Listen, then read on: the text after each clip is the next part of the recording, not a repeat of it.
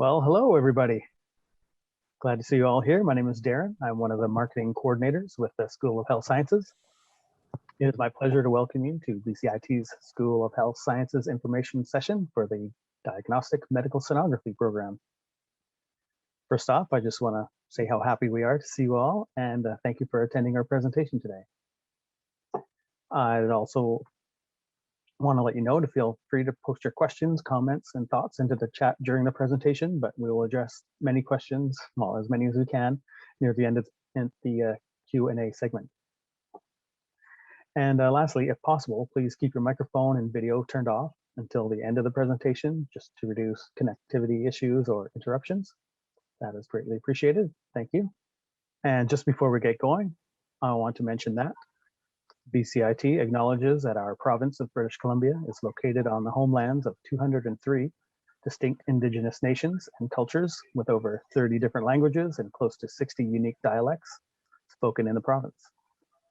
We ask all participants to reflect, acknowledge, and honor in their own way the First Nation land on which we live, work, and play.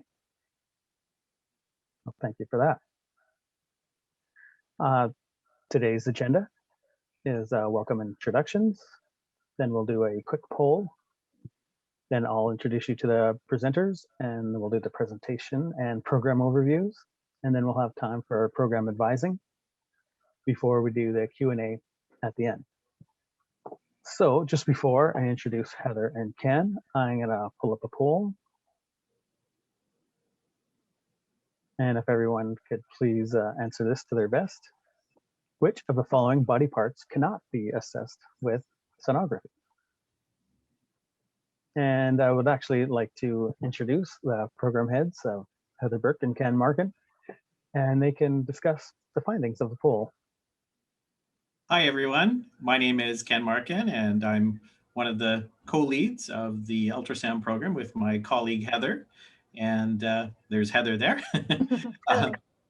Let me just say that it's actually lungs. Air-filled lungs cannot be assessed with sonography. Air is one of those structures that we can't see through. It scatters our ultrasound beam, so therefore the lungs are the area that in a normal situation we cannot assess. However, we can assess the heart, we can assess the ankle joint, and we can also assess the kidneys. So any soft tissue structure inside the body, we can assess with ultrasound. However, things like bone, we can't assess through because it reflects or attenuates our sound. It doesn't allow it to pass through. Or the lungs, which are filled with air, cause our sound beam to be scattered. Yeah. Can I have the next slide? So a little bit about what is diagnostic medical sonography. And just reading the slide here, it's commonly known as ultrasound. And we use high frequency sound beams in order to examine any soft tissue structure inside the body, such as the developing fetus, as we would do an obstetrical scan, a heart ultrasound, which is echocardiography. We can look at your abdomen, gallbladder, liver, kidneys, the pelvis. For example, we can look at the bladder, we can look at the uterus and ovaries, and we can even examine the blood vessels, like the carotid arteries in your neck, or even your leg veins, looking for blood clot, for example.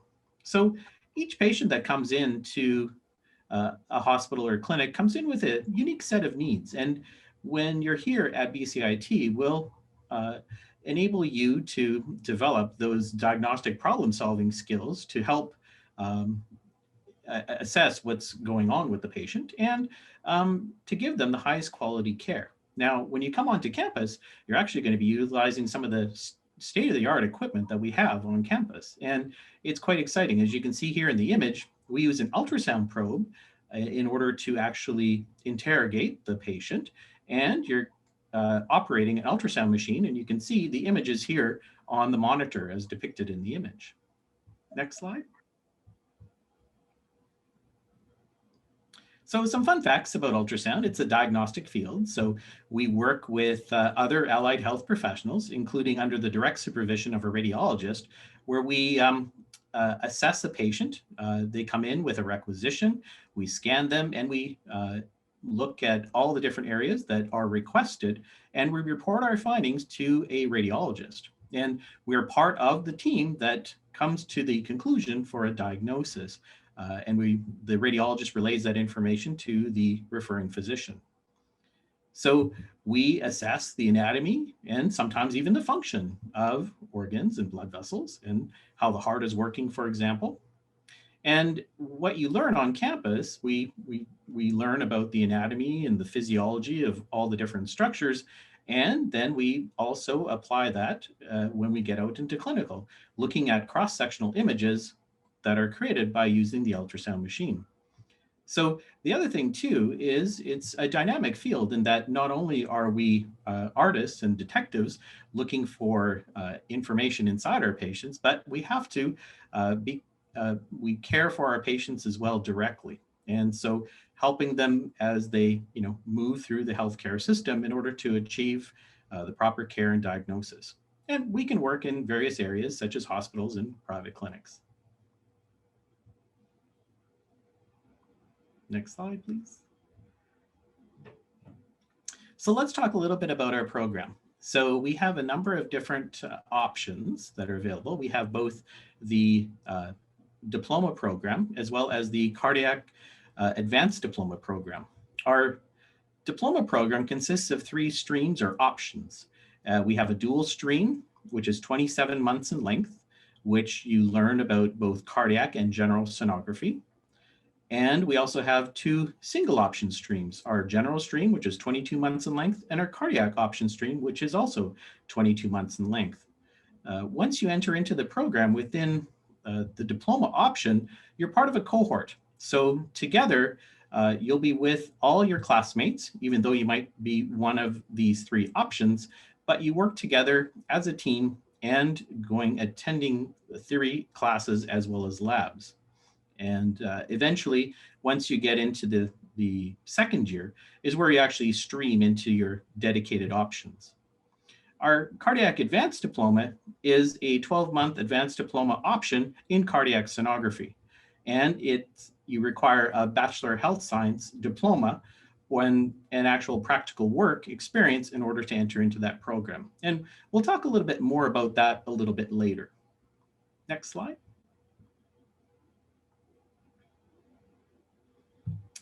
So we really advocate hands-on learning at BCIT. And our diploma students come into the program. Usually there's about 40 or so.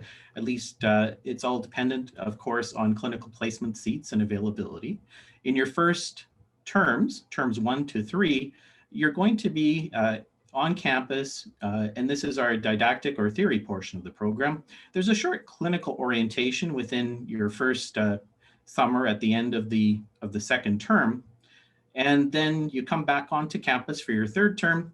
And then once you get into your second year, you'll be doing clinical full-time through terms 4 and 5. And as far as clinical placements go, you could be placed within the Lower Mainland, although you could be placed anywhere within British Columbia, typically for rotation, perhaps in the interior or even on Vancouver Island.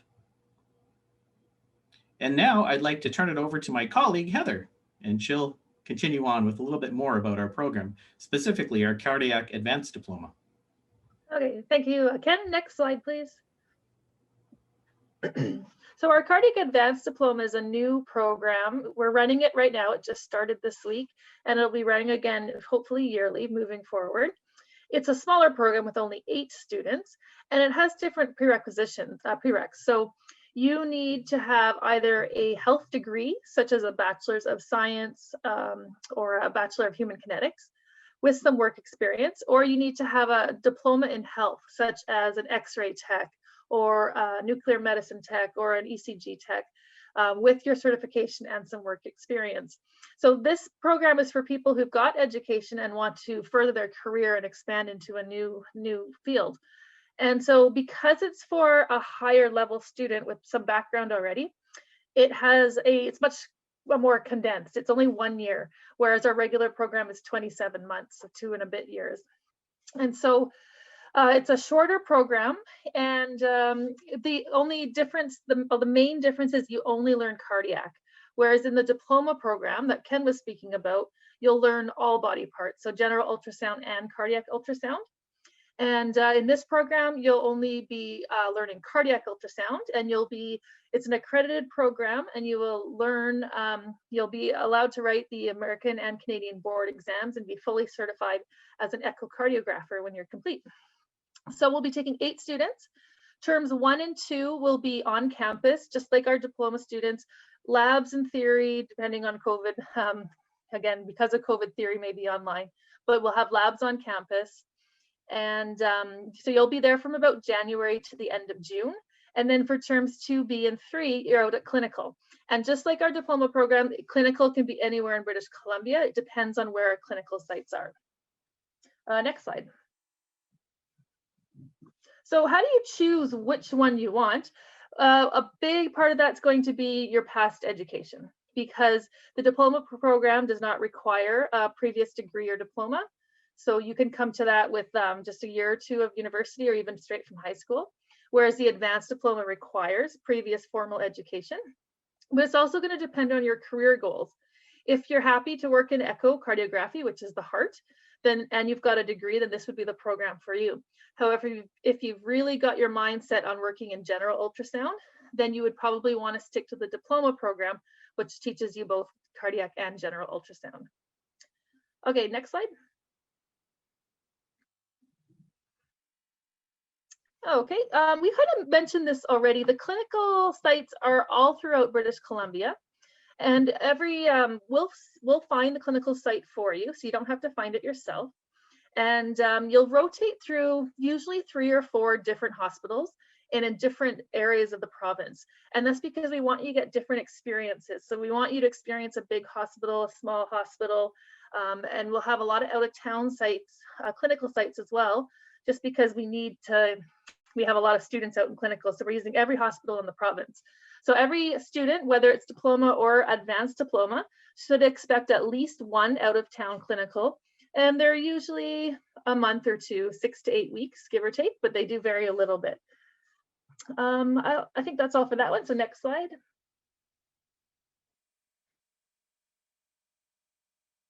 All right, and right now, the job opportunities is really good in British Columbia. So right now we have 100% job placement rate.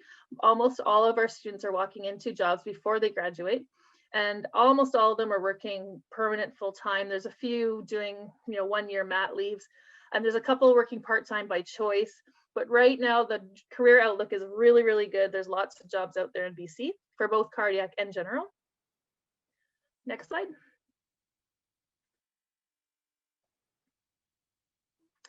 And then there's a few options once you graduate.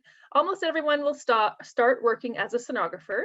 So you're either going to be an echocardiographer or a general sonographer, depending on which pathway you took. And most people will do that for several years.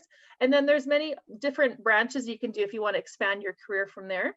Some of our graduates have become department supervisors within the hospital or the private clinic setting. Some people who really enjoy education have moved on to be clinical liaisons. So every single hospital in BC has a clinical liaison, and their job is to help teach the BCIT or the students from other schools and kind of be the liaison between the school and the student. There's also options to work in post-secondary institutions. Some people will move on to sales. You can work as a clinical app specialist or a sales rep.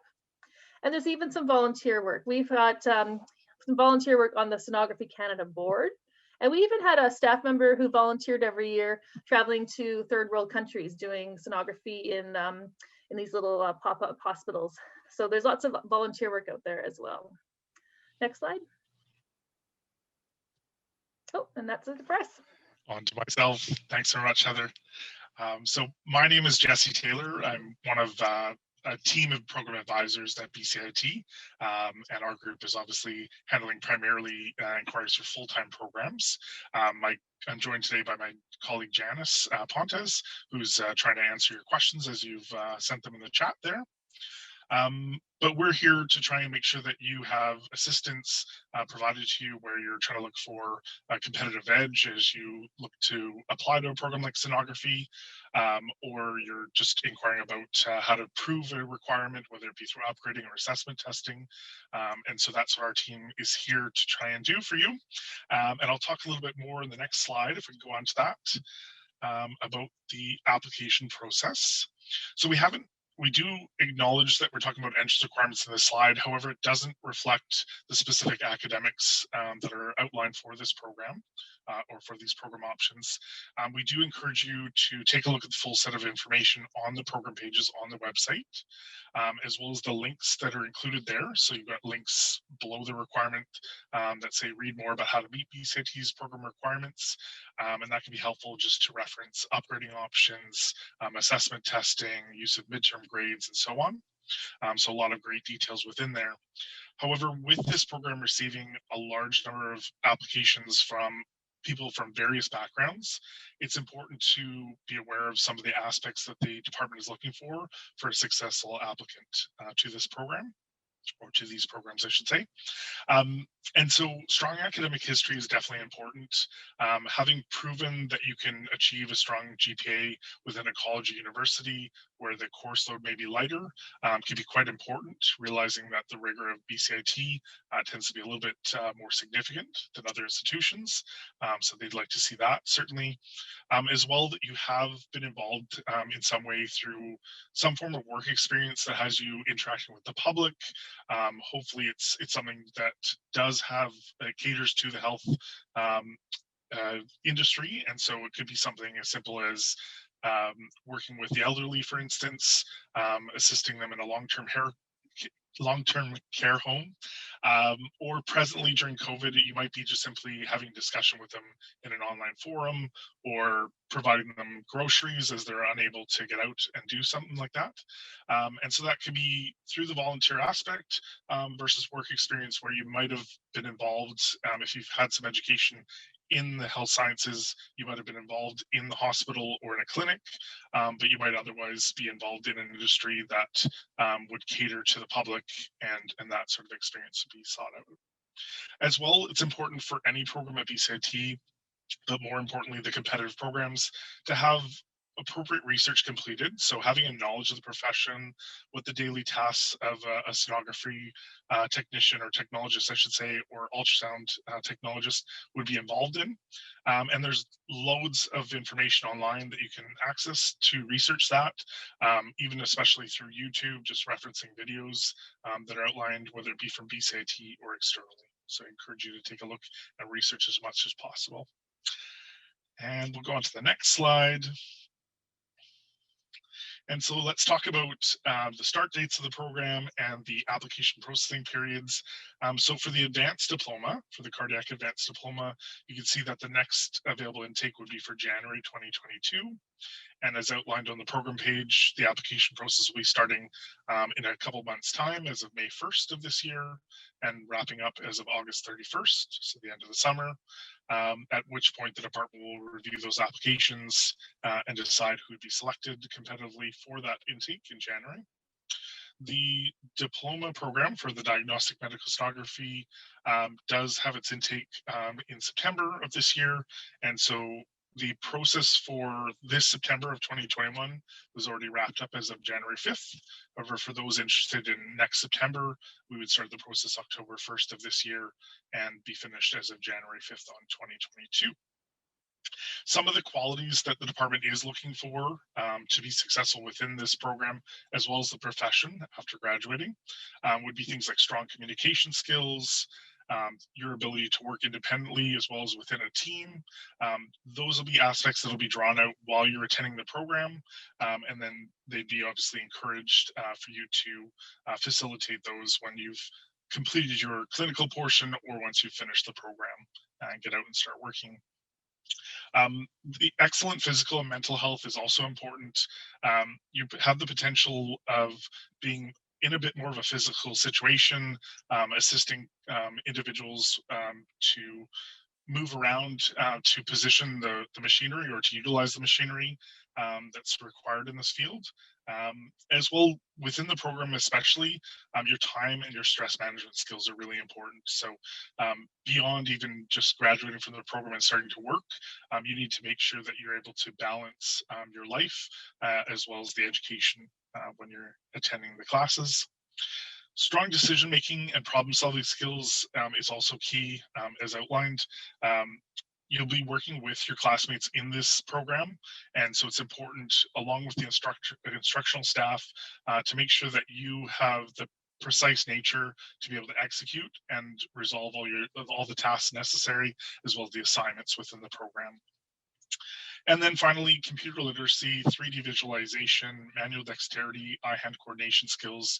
Because you will be working with equipment that would be catering towards becoming a technologist and working in this field, we want to make sure that you have a comfort level for use of computers and making sure that you have a comfort level physically to deal with 3D visualization and the manual dexterity that's necessary for this program in this field. And let's go on to the next slide and talk about, I believe volunteering, right? So pre-COVID hospital volunteering experience is certainly an asset. It's understood that obviously during COVID, it would be more challenging to get into the hospital setting to do any type of volunteering. However, any and all past volunteer work would be considered for this program. So it's certainly encouraged that you indicate that as you apply to the program. And especially when you're working through or with online support rooms for anything like Election BC with the food bank, or as I mentioned earlier, working with seniors. So helping with groceries or day trips, anything where you're providing support for someone. And certainly you'd be encouraged to check out the website govolunteer.ca. And there's a specific COVID-19 volunteering section that would help with opportunities that are available presently during the pandemic. And I believe we're going to go on to talk about the application process. The next slide. There we go. And so application steps for this program, we want to make sure, as I mentioned before, that you review the full set of information on the program page, that being including the entrance requirements and the application processing dates, making sure that you go through the process of upgrading if that's necessary, and we'll have you collect all your documentation, transcripts, and any additional documents, gather those together, make sure that you fill out the mandatory applicant questionnaire and you have that handy, as well as you've gone ahead with making contact with the CASPER organization, which is external to BCIT, to arrange the assessment with them. So that when you go to apply online, you have everything gathered together and everything sorted out, and you can go directly to bcit.ca/apply to proceed with the application process online, or there's also a link on the homepage at bcit.ca says apply to a full-time program. Once you've proceeded with the application online, you would actually be reviewed by the department. And so they'll go through a process of shortlisting individuals that they feel are competitive and they'll be successful within the program. Those shortlisted applicants will then be invited to attend interviews online. And so they'll go through the process of interviewing each individual and proceeding to the final step to make that final selection decision. And we do appreciate your patience through this process because it can take on average about a month to a month and a half, 4 to 6 weeks after the application deadline. So appreciate your patience there. And the next slide, thank you, Darren. So we're talking about laddering opportunities here. So after completion of one of these programs, it's not necessarily the end point. You have other opportunities that you can carry on with, things like the Magnetic Resonance Imaging Advanced Certificate, as well as the Bachelor of Health Science, which are both offered at BCIT. You can also explore external options such as the Bachelor of Health Science through Thompson Rivers University, located in Kamloops, as well as there's opportunities through online training. So the Health Leadership Advanced Certificate Program is something that's offered at BCIT, but it's generally something you can get involved with while you're continuing to work in your field. And then there's also the Bachelor of Technology in Technology Management, which we have a large number of graduates from BCIT from different areas of study that could potentially get involved in that program. So it's a great crossing point as you consider it for laddering. And We'll carry on to the next slide. So within BCIT, we want to make sure that while you're attending, you are maintaining a balanced life. And some of the support systems that are in place do follow this 8 dimensions of well-being model. So the Student Services Department is trying to make sure that we've encompassed the intellectual aspects, occupational, physical, financial, psychological, environmental, spiritual, as well as social. And you can read more about that on their webpage at bcit.ca/student services. So I'd encourage you to take a look at that. But I want to go on to the next slide to talk about some of the departments that would be providing those support services while you're attending at BCIT. Yeah, that's just slow to advance. There we go. Thank you very much, Darren. So there's departments like Indigenous Initiatives, which would be there to support those of an Indigenous background. If any of you are looking into funding that's available to support you financially through the process of attending BCIT, the Student Financial Aid and Awards Department would be there to assist you for that. For anyone that might need additional assistance in the way of if you have a disability or otherwise, you can make contact with Accessibility Services to discuss options that might be available for them to help you. As well, while you're attending as a student, health is definitely important, even that much more at present. And so there's the Health Services Department that's available to make contact with and interact with, as well as counseling and student development to assist with stress management, study skill habits, and then of course the all-important recreation services. So keeping active is always helpful, helps you to relieve stress oftentimes. And many of these departments do have virtual components they've put in place so that you can contact them and chat with people in a one-to-one virtual setting. And let's go on to talk about program advising contact, I believe. Yes. So if you'd like to connect with us after today, feel free to contact us. There's a toll-free number, 1-866-434-1610. Contact with us and advising by phone can be made Mondays and Fridays in the mornings, 10 a.m. till noon, as outlined here, or in the afternoons from 1 till 3:30 on the afternoons of Tuesday, Wednesdays, and Thursdays. You can also email your inquiry to us, and through that email inquiry, you can also request a virtual one-on-one appointment. And so the email address would be program_advising@bcit.ca, as seen here. We'd also encourage you to take a look at our service periods because they do sometimes change, especially over the summer period.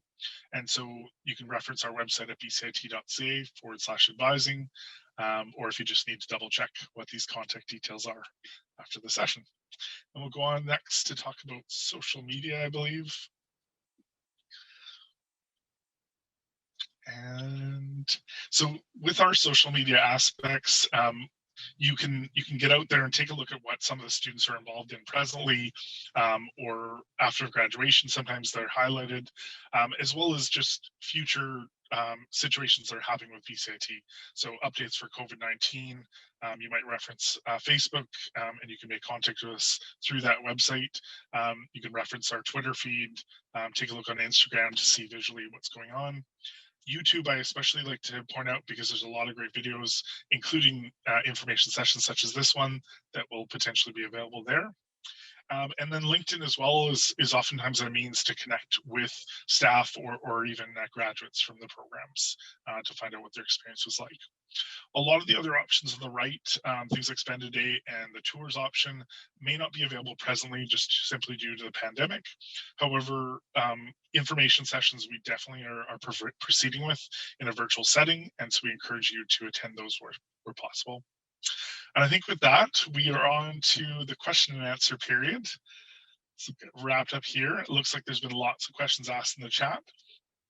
So I don't know if we're going to read some of those out loud and continue to answer them by responding by type. But I'll let maybe Darren, I'm not sure if you wanted to wrangle in this situation presently. Well, thank you, Jesse, Heather, and Ken for all that awesome information in 30 minutes. That was incredible. I am hoping that Aaron is here and has been paying more attention to the chat than I have. It's been hiding behind my windows. Aaron, are you available? I am available, yes. Would you like me to read some questions out, Darren? Please, you're so amazing at this, and I really appreciate that. Okay. I had a really good, questions keep moving, guys. Good question here from, I believe it's Farhan. Says, what is the average salary of a sonography medical professional? Ken, could you answer that one? Sure, I can. So it depends, right? Because it's part of the HSA contract when you're in the hospital. And so you're set at typically grade level 3 or 4. So I guess on average, anywhere, between say around like say $50,000 to $60,000 per year, I guess. And is there any scope of work outside of ultrasound work? Like, is there any lab work or research that involves in the career at all? Yes. So certainly, not only can you work as a sonographer within a hospital or clinic, but there are research opportunities. Certainly you can work as a sonographer, in the hospital performing, on research projects.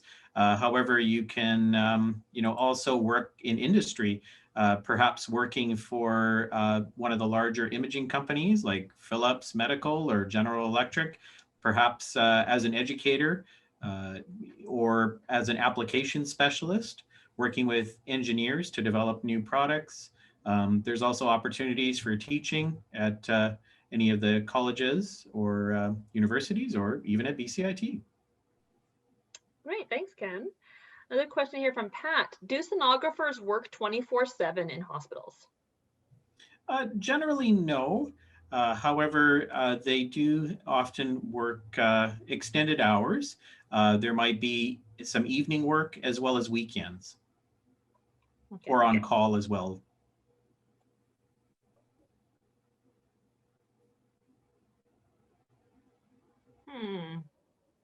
I'm just trying to sort through some of these that. Can we ask a questions? Yes, if you have a question, if you could just share your name and let us know what your question is. Yeah, my name is Ella. I have a background in biochemistry way back in my home country, but here I got evaluated as of 2 years, but I studied over 3 years to get my diploma, and that's how I arrived here as a skilled professional. So my question is, would that, but it was, I graduated in way back in 1991, and here in Canada, I studied business administration and also got my diploma in 2002. So combining these two diplomas. I'm going to interrupt you there. That sounds like a very specific question. We would have to talk to you individually and look at your transcripts and your international evaluations. So if you could please set up an appointment or call or email program advising. And we have going to have their information up again, I believe, in a minute, because that's quite specific to your situation, and we need to take a little more time to discuss that with you. Thanks. Yeah, Karen, if I can just add to that, anybody that's got questions similar to that have questions regarding their personal situation and their background, and especially people that have some foreign trained credentials, that is definitely a question that needs to come to program advising to have further individual discussion with. So I encourage you to definitely contact us either by phone or email, or you can even request a Zoom appointment, and we can really have those conversations with you offline after this evening. So thank you so much, Janice. And I believe Hannah has her hand raised. Hannah, did you have a question that was more general that we could answer? Yeah, I'm just interested. I put it in the chat, but it probably got lost. There's a lot in the chat, yes. Yeah, so I'm interested in the Cardiac Advanced program. I'm graduating from my Bachelor of Science in December. So I'm just wondering, I want to specialize in maternal fetal medicine and like fetal cardiac complications. So I'm wondering if you would need to do a general or a dual first and then do the cardiac, or if you can just go straight into the cardiac for that field, because I couldn't find anything on the OBGYN sort of side online. Yeah, I can answer that one for you guys. If you want to do maternal, you're going to have to do general. You'll have to do the dual program. So on echo, so the Cardiac Advanced Diploma will teach you cardiac ultrasound, which is adults, adult hearts only. Okay. We don't do anything with fetuses. So okay, if you're looking, yeah, I would go for dual. Okay, and then just take the board registration, I guess, after that. Yep. Okay, awesome, thank you.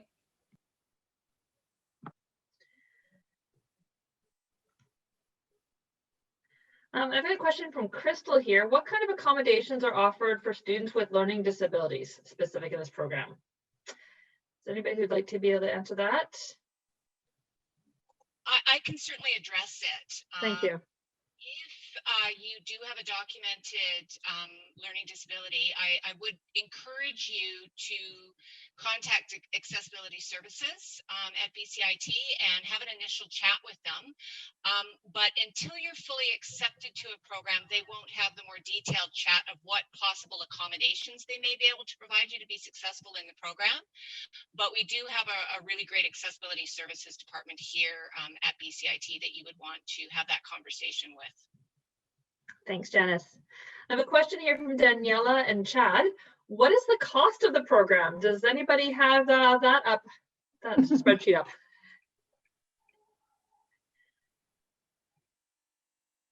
I don't. Is it on the website? Yes, it is on the website, but I will tell everybody that the tuition costs on the website are for the current year, and they do increase year over year. So if you're looking ahead, those exact costs won't be up there, but you can check on our on the tuition on the website. Erin, there's been a couple questions that I could address. I think I might need help from Janice. But they're asking, how do they know what to apply for? Like, can they apply for more than one? So correct me if I'm wrong, Janice, but I believe you could only apply for one program at a time. If you're then find out you didn't get in, then you could apply for something else. So I believe you could apply for the Cardiac Advanced Diploma, and it closes before the next program opens. So if you get your official rejection or your not accept letter, you could then kind of close that application and then try again for the other program. Absolutely, and just to clarify that even a little further. So if you apply to diagnostic medical sonography and you're unsuccessful, what you do need to understand is that you would have to fully reapply the next intake and submit all the documents again. So it is a reapplication. Now, if you apply for DMS not accepted and you are interested in maybe taking a different program at BCIT, at that time you can request that your application be transferred to that second program, and so that there's consideration for that program. Let's say if the deadline date for a different health sciences program is later, you can go into that pool and then be accepted to that, or excuse me, can be considered for that intake.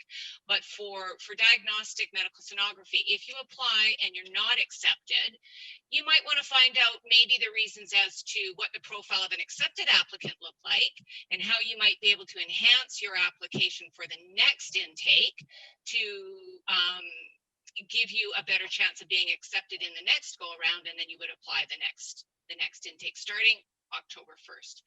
And I also think it's worth saying that we start accepting applications October 1st, and we're basically gathering applications until the deadline date. So my understanding is you look at all of the applications in a group once that deadline date passes, right? That's correct, yeah. Yeah, and for the diploma program, it asks you your first and second choice. Then that's not a guarantee. So you can rank dual, cardiac, or general as 1, 2, 3.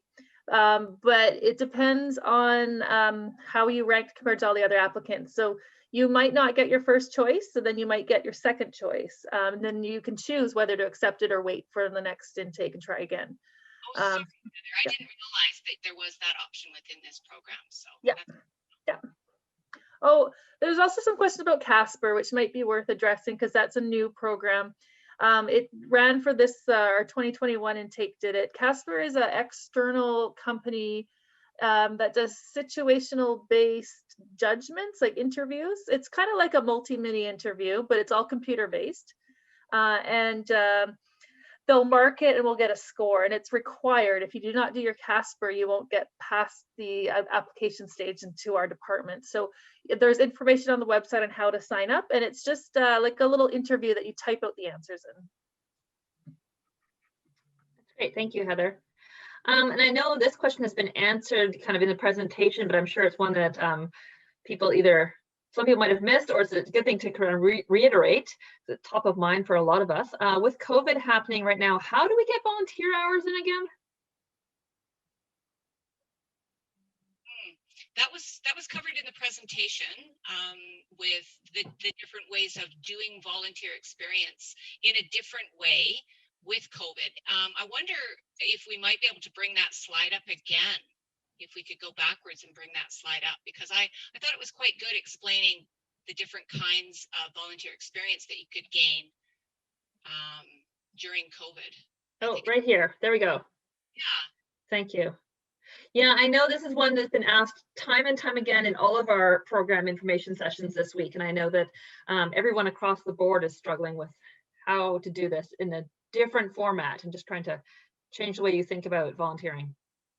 Absolutely. I have a question. Yeah, I can see this volunteering. I've been doing volunteering in Canadian Red Cross, and I also taking care of my elderly parents. It's not paper, but I'm the one who's taking care. So how that will look like? You know what? I'll answer that one. I would say the volunteer work it's just a written document that you write. So I would explain what you do exactly. Like, are you helping them take medication? Are you helping them walk? Explain that, because that shows some patient care work as well. And then an external person is going to read it and grade it based on how well you explain that volunteer experience. Great. Great, thank you. Yeah, somebody's asking about election day. That's fine too. Yeah, right now during COVID, anything volunteer work we'll accept. It doesn't have to be healthcare related, because the hospitals aren't letting people in right now. So that's fine. So remember that we're all in the same boat on that, so nobody's kind of getting a head start with you. Crystal has had her hand raised for a while. Crystal, did you have a question that was fairly general to the group? Well, yes. I was wondering how much volunteer experience versus healthcare work experience is rated on the application. Because I work in healthcare. I've been working in healthcare in the inpatient units as a nursing unit assistant for the last 11 years. Wow. So, and I work full time, so I don't really have time to volunteer, but I work in the hospitals. You know, I can answer that one again. I would say it gets broken up, and so work and volunteer, I believe, are separated on the marking rubric. However, you can be creative in your volunteer work. So did you volunteer to run a lunchtime round session? Did you volunteer to teach new students? Did you, you know, sometimes you're volunteering, you don't realize it. So I realize people who work full-time are busy, but we do like to see some sort of volunteer work. What if the volunteer work is completely unrelated to healthcare? Like I'm not planning on applying in the next year because I have to upgrade. But I'm just wondering about in terms of, like, I do volunteer in my local community with volunteer coordination for events and stuff like that. Is that something that would kind of apply towards the volunteer requisite? Yeah, I can jump in on that, and I think that would be an asset. So as long as you're volunteering where you're directly working with people, I think that would be, if you're organizing some sort of community events and things like that, I would certainly encourage you to put that down on your application. Great, perfect, thank you.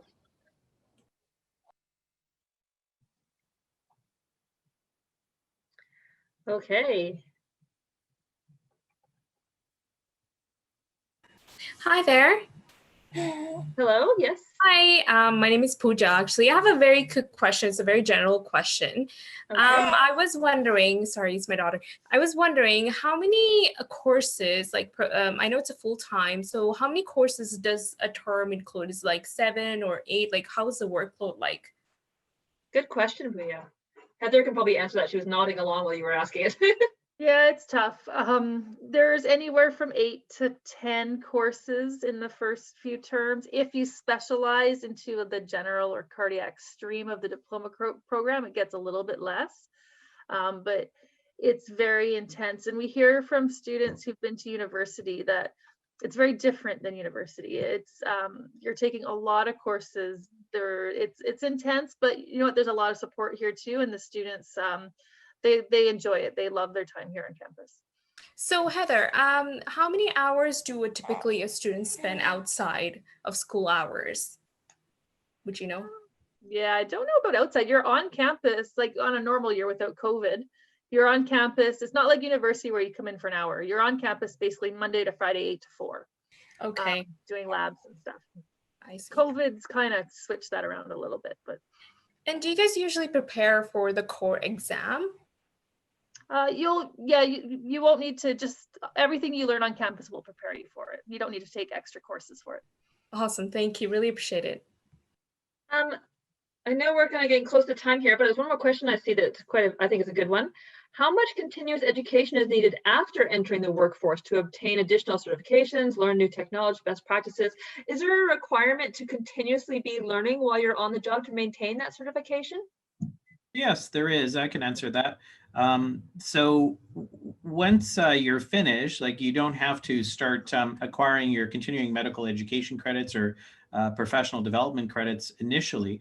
But in order to maintain your registry, you do have to require, or you are required to accrue essentially 10 credits a year.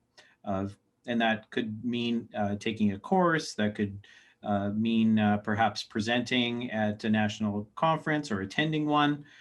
So certainly you do have to earn your professional development credits on an ongoing basis in order to maintain your competence. That's great. Makes all of us feel more confident in the sonographers that are out there working. Thanks. I know there's still a lot of questions up and people with hand raised, but we are past our time limit today. Darren has just put up a slide for us with 2 email addresses you might want to note down. One is the program advising that was shared earlier, and also sonography@bcit.ca. So if you have questions that are more about the career and the program, you can contact Sonography. If you're asking questions about application details, prerequisites, how your transcripts stack up against the application details, program advising would be who you want to chat with about that. So I want to thank everybody for joining us this evening. And I don't know if we mentioned it earlier or not, but we will be sending everyone who registered a copy of the slide deck that we shared tonight, so you can review things a bit later too. Again, if you have additional questions, please email us, and thank you so much for joining us this evening. Thank you, Erin, for wrapping that up so nicely. And we wish everyone the best of luck in their health sciences career.